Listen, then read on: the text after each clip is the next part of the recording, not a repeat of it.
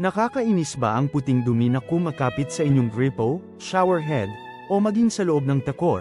Ang tila simpleng abala na ito ay higit pa sa dumi. Sa likod nito, mayroong isang kamanghamanghang, ngunit madalas, nakakainis na prosesong kemikal na nagaganap. Ang misteryosong puting substansyang ito ay karaniwang tinatawag na A-scale, o apog, at siyentipikong kilala bilang calcium carbonate. Ito ay hindi basta lumilitaw, galing ito sa tinatawag nating matigas na tubig na may mataas na konsentrasyon ng dissolved minerals, lalo na ang calcium at magnesium ions.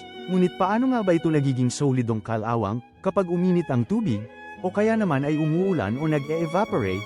Nagbabago ang kemikal na balanse. Ang dissolved calcium bicarbonate ay unti-unting nagiging hindi natutunaw na solidong calcium carbonate na dumidikit sa anumang ibabaw.